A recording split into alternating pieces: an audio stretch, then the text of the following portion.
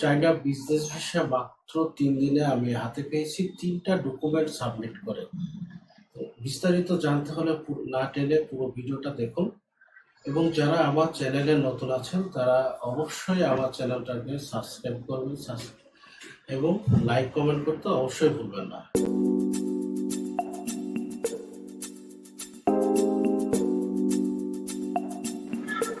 Hello viewers, আসসালামু আলাইকুম। আমি ইমরান ট্রাভেলার পক্ষ থেকে আপনাদেরকে জানাই আন্তরিক অভিনন্দন। প্রথমে ভিডিওর শুরুতে প্রথমে আপনাদেরকে জানায় রাখা ভালো, কারণ আমি কোনো ভিসা নিয়ে কাজ করি না।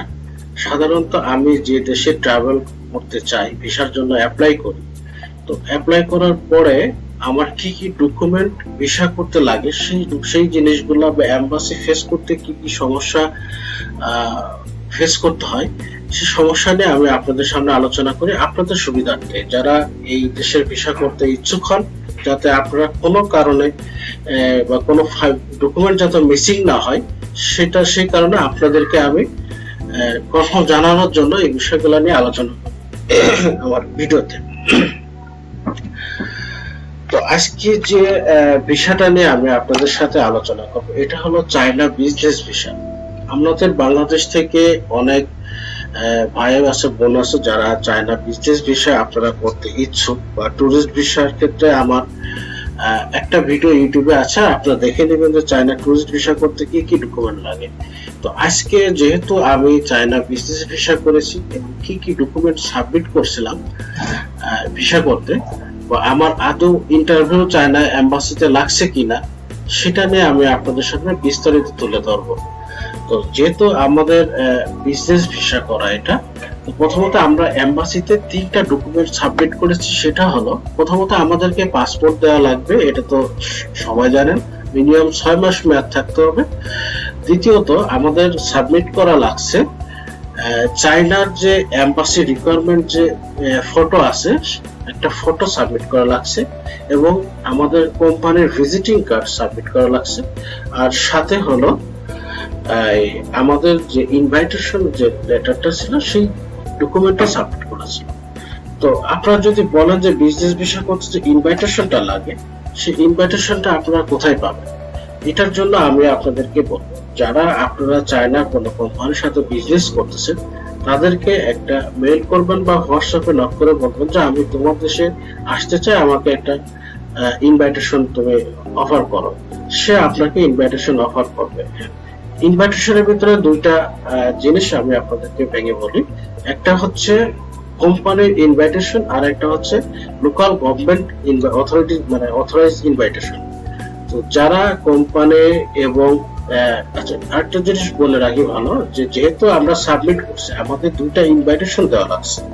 তো কোম্পানির ইনভাইটেশন তো এটা থাকবে, চায়না যে কোম্পানি আছে সেই কোম্পানির ইনভাইটেশন লাগবে। সাথে লাগবে হলো আপনার যে চায়না যে লোকাল গভর্নমেন্ট আছে, যারা লোকাল গভর্নমেন্টের ইনভাইটেশন আসতে পারবেন তাদের জন্য ভিসা পাওয়াটা খুবই সহজ। যেহেতু আমাদের চায়না গভর্নমেন্টের অথরাইজ করা ইনভাইটেশন ছিল, সেই ক্ষেত্রে আমাদের এম্বাসিতে কোনো প্রকার ভাইবা বা অ্যাটেন্ড করা লাগে না, শুধুমাত্র একটা এজেন্সির মাধ্যমে আমরা এই 3টা ডকুমেন্ট সাবমিট করেছি।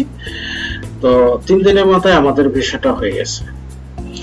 দ্বিতীয়ত, এরপরে আপনাদের কথা থাকতে পারে যে আমরা চায়না গভর্নমেন্টের অথরাইজ করা কিভাবে আমরা ইনভাইটেশনটা পেতে পারি। এটা আসলে যদি আপনারা, আমি আপনাদেরকে ক্লিয়ার করে দিই, যদি আপনারা কোনো চায়না কোম্পানির সাথে বিজনেস করে থাকেন, সেই কোম্পানিতে যদি আপনারা কোনো প্রোডাক্ট এলসি করে থাকেন, তাহলে ওই কোম্পানি আপনাকে গভর্নমেন্টের অথরাইজ করা ইনভাইটেশন দিতে বাধ্য। মানে আপনি চায়না গভর্নমেন্ট আপনাকে ইনভাইটেশন দেবে এবং এই ইনভাইটেশন থাকলে আপনার চায়না এম্বাসিতে আপনাকে কোনো ডকুমেন্ট সাবমিট করা লাগবে না, কোনো ট্রেড লাইসেন্স না, কোনো প্যাড না, বা অন্য কোনো ব্যাংক স্টেটমেন্ট না, এসব কোনো কিছু লাগবে না। শুধুমাত্র ভিজিটিং কার্ড, ছবি এবং ওই ইনভাইটেশনের কপি দিলে আপনাকে চায়না এম্বাসি আপনাকে ভিসা দিয়ে দেবে।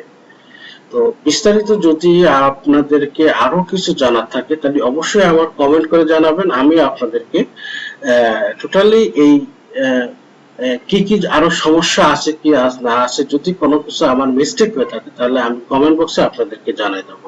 এছাড়াও আমার চ্যানেলে আপনারা বিভিন্ন দেশের ট্রাভেল হিস্টোরি লোকেশন অনুযায়ী আপনারা ভিডিও দেখতে পারবেন, এবং অন্যান্য দেশের কান্ট্রি ভিজিট বিষয় কিভাবে করতে হয়, এই বিষয় কিভাবে করতে হয় সেটাও আমার চ্যানেলে দেওয়া আছে, আপনারা অবশ্যই ঘুরে আসতে পারেন।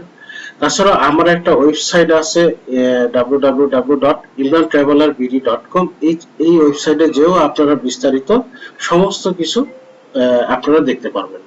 তো আশা করি আপনারা সবাই আমার ভিডিওটা দেখে উপকৃত হবেন। আর যদি কেউ অবশ্যই যারা আপনারা এই ভিডিওতে যদি কোনো কিছু বুঝতে মিস্টেক করেন আমার কমেন্ট করে জানাবেন, আমি সাথে সাথে আপনাদের কমেন্টের মাধ্যমে আমি আপনাদেরকে জানিয়ে দেবো। তো সবাই ভালো থাকবেন, এবং পরবর্তী আরো নতুন দেশের বিষয় নিয়ে আমি আপনাদের সাথে আপডেট হব এবং আপডেট করে নিউজ দেব। আর আশা করি আগামী 22 তারিখে চায়না বা বাংলাদেশের এয়ারপোর্টে কি কি সমস্যা হয় বা চায়না কোথায় যে বিজনেস কিভাবে করতে হয় সেটাও আমি আপনাদেরকে আমার এই চ্যানেলের মাধ্যমে আপনারা পেয়ে যাবেন। ভালো থাকবেন, খোদা হাফেজ।